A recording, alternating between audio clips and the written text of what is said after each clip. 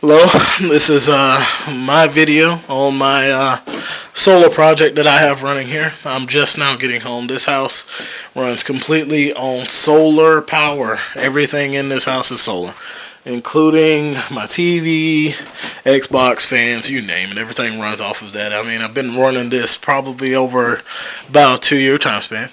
Anyway, nothing really impressive about this place other than the fact that I'm remodeling, and it was going to cost a heck of a lot of money just to get utilities turned on out here. So I came out and started a battery bank and then added um, basically solar power on there, and originally had a generator. And anyway, let me show you what I got now.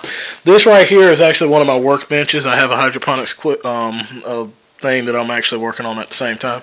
Got a little breaker that I'm working on. This is my original battery bank. It's 8 deep cycle 100 amp hour batteries. They're wired up in parallel at 12 volts.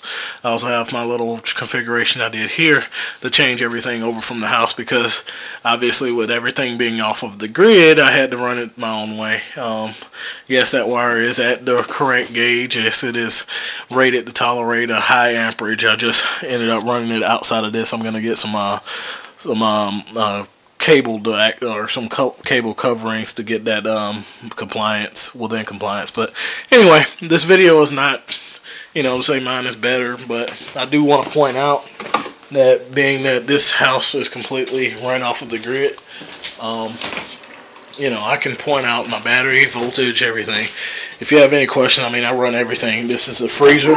It's currently got a couple things that I gotta go grocery shopping again, but you can actually see that the freezer is ice assisted, but it's at 35 degrees. The freezer's actually running through the cycle right now. Timer looks like it just kicked it in about 5-10 minutes ago. It comes on about 8 times a day and just runs a 2-hour cycle, or hour cycle, or 30-minute cycle, whatever it is. I really don't pay attention because I'll usually be at work when it goes through. Anyway, I came out here to get on the PlayStation. Had to turn that on. Sorry about that. Back to the bank, power bank. This is where all the magic happens. Currently, like with running a load, I'm pulling at about 12 amps with my TV, and the thing is. It's actually night now, so obviously with the freezer running, it's pulling a heavy load. With my amp hour meter, let's look and see where we're at. Looks like we're at 12.3 minus 33 amps now. I guess the compressor kicked on. Anyway, we're at 97%. I usually, with running the TV, playing the game, and watching a little TV before I go to bed, I will usually get somewhere around 80%. And this is at 97% of 50% of actually my battery bank. If you want to do the math on that, obviously, I'm within about 98% of my total battery bank capacity. It's going to shoot down as it draws a lot more amps with everything being on. But anyway, this video is just intended to kind of just demo my product, or my project, and I know I got a lot more color coding wires to do. I actually have some 0 gauge wire coming in, so I'm not really worried too much about making sure all of these match. I do have them labeled with tape saying which one's positive, which one's negative. Pretty simple wiring. Then I have covers over the plates just in case something like a wrench was dropped. I have breakers and fuses everywhere. Don't want to run a risk of setting anything on fire. That's my 1200 watt inverter. I actually have a 4000 or 5000 watt inverter coming in to replace that one that's going to be plugged in. I have everything pre-wired. I have two charge controllers. This one here, which is a 30 amp TPS type, and then I have a 60 amp MPPT type.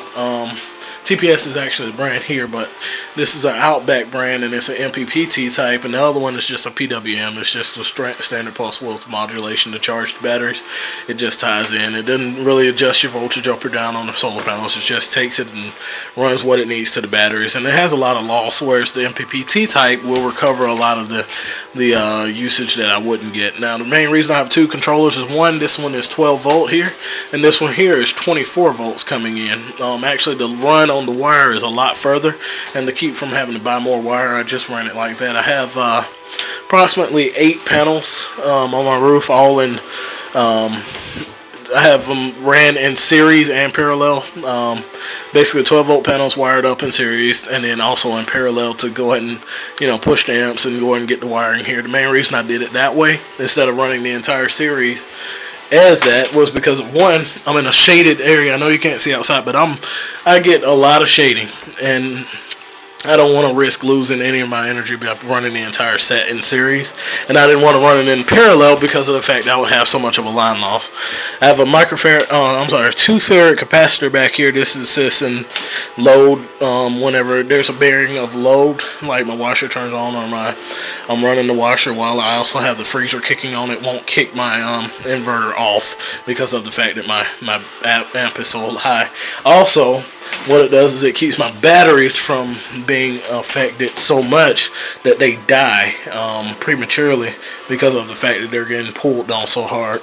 I'm not sure if it's against the manufacturer's rating, but whenever you're pulling over 30-40 amps off of each battery, I'm sure it's gonna hurt the batteries over time. So I just use the 2 farad capacitor to kind of help out, and I have a 10 farad capacitor ran in parallel with it to keep everything running smoothly.